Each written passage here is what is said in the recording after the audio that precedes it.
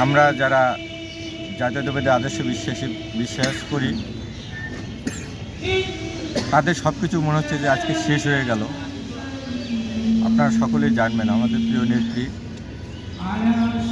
যার নেতৃত্বে যার আদেশে আমরা সব সময় বাংলাদেশের স্বাধীনতা, সার্বভৌমত্ব এবং গণতন্ত্র রক্ষার জন্য যে কোনো নির্দেশ পালনের জন্য নিজের জীবনকে উৎসর্গ করার জন্য সবসময় প্রস্তুত ছিলাম।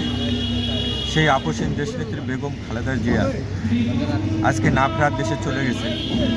তার এই মৃত্যুর সংবাদ আমাদের হৃদয়কে চুরমার করে দিয়েছে। আমাদের মায়ের উপরেও তার জায়গা, মায়ের মতোই তাকে আমরা ভালোবাসতাম।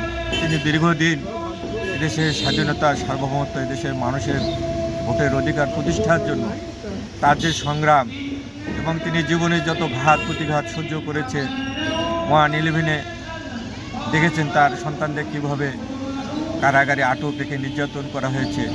এক পর্যায়ে তারা মুক্তি পেয়ে বিদেশ চলে গেছে, তার মা মারা গিয়েছে, তার বোন মারা গিয়েছে।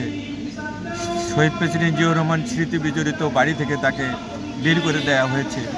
এই যে কষ্ট, যে মহিষী নারী দেশের জন্য এত করলেন, একটি ফ্যাসিস্ট সরকার তাকে কষ্ট দিয়ে আজকে মৃত্যুর কোলে তাকে ফেলে দিয়েছে। ম্যাডাম সুস্থই ছিল যখন তাকে কারাগারে নিয়ে হয়েছিল।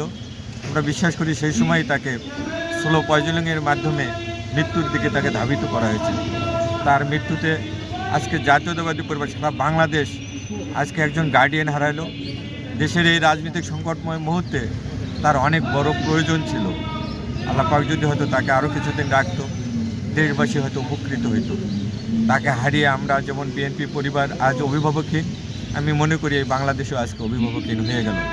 তার এই ক্ষতি কীভাবে পূরণ হবে সেটি আমরা বুঝতে পারছি না। আমরা মহান আল্লাহ পাক রব্বুল আলামিনের কাছে দোয়া করি যে মহিষী নারীর দেশের জন্য এত অবদান, আল্লাহ পাক যেন তাকে বেহেশতের উচ্চতম মাকাম দান করেন, বেহেশতের সর্বোচ্চ মাকাম দান করেন। এটাই আমাদের প্রত্যাশা এবং চাওয়া।